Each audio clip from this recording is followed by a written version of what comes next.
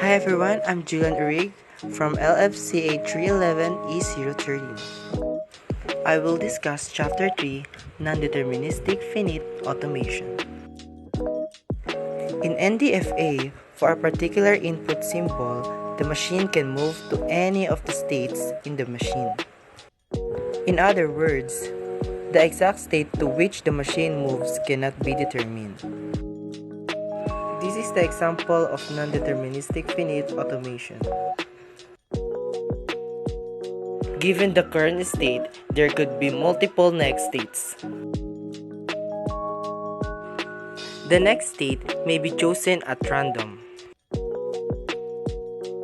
All the next states may be chosen in parallel.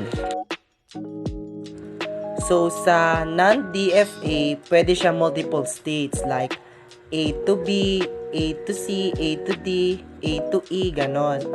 Hindi katulad sa DFA na A to B and A to E lang.